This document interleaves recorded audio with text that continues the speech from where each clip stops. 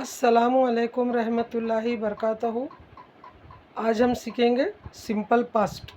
इसे past indefinite भी कहा जाता और सिंपल पास्ट भी कहा जाता, और उर्दू में कहा जाता माजी मुतलक। उर्दू में हमेशा ये निशानी आएगी अलीफ, जुमले के आखिर में काम के साथ अलीफ, छोटी है बड़ी है। एक्टिव वॉइस का फिफ्थ टेंस पास्ट इनडेफिनेट या सिंपल पास्ट, दोनों का एक ही मतलब है। जब जो भी काम हम किए तो वो गुज़र गया तो पास्ट हो जाता, एक लम्हे के बाद भी वो पास्ट बन जाता, तो उसको ये टेंस से ज़ाहिर करेंगे। जब भी हम, अभी ये उर्दू में लिखा है मैंने ख़त लिखा, मैं सब्जेक्ट हुआ, ख़त ऑब्जेक्ट, लिखा वर्ब, ये अलीफ निशानी है यहाँ आखिरी में, तो इसका मतलब ये हुआ कि लिखकर थोड़ी देर हो चुकी, इसका मतलब ये पास्ट हो गया। तो इसको इस तरीके से इंग्लिश में लिखा जाएगा, सब्जेक्ट, वर्ब का सेकेंड फॉर्म, ऑब्जेक्ट। इसके असर्टिव में हमेशा वर्ब का सेकेंड फॉर्म आएगा।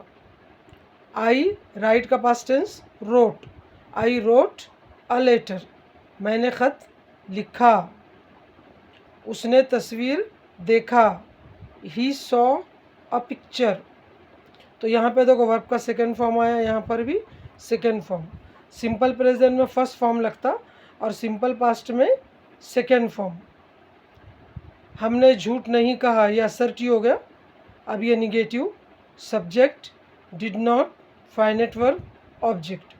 इसके असर्टिव में सब्जेक्ट और वर्ब का सेकेंड फॉर्म ऑब्जेक्ट है, हेल्पिंग वर्ब नहीं है। और इंग्लिश में निगेटिव वर्बल क्वेश्चन बनाने के लिए हेल्पिंग वर्ब का इस्तेमाल होना ज़रूरी है। निगेटिव वर्बल क्वेश्चन बगैर हेल्पिंग वर्ब के मदद के बन ही नहीं सकता। इसलिए सिंपल पास्ट में क्या लेते, डू का पास्ट टेंस डिड।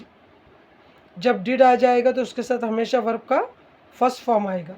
असर्टिव में सेकेंड फॉर्म आता और निगेटिव वर्बल क्वेश्चन में फर्स्ट फॉर्म आता। क्यों फर्स्ट फॉर्म आता, क्योंकि हेल्पिंग वर्ब ये जो है डू का पास्ट टेंस डिड, डिड जब पास्ट में आ गया तो वर्ब मेन पास्ट में नहीं आता। हमने झूठ नहीं कहा, ये निगेटिव सेंटेंस है, तो ये आएगा सब्जेक्ट वी डिड नॉट, ये did as a helping verb काम कर रहा, इसका कोई ट्रांसलेशन नहीं है। We did not tell lie, ये वर्ब का फर्स्ट फॉर्म। हमने झूठ नहीं कहा, यहाँ पे डिड का कोई ट्रांसलेशन नहीं हुआ, डिड है तो नॉट की हेल्प के लिए आया। डिड के बगैर निगेटिव वर्बल क्वेश्चन बन नहीं सकता, इसलिए ये टेंस में डिड फिक्स किया गया है।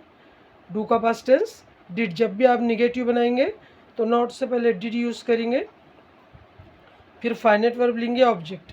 इसका मतलब ये हुआ कि असर्टिव में हमेशा सेकेंड फॉर्म आएगा और निगेटिव में फर्स्ट फॉर्म।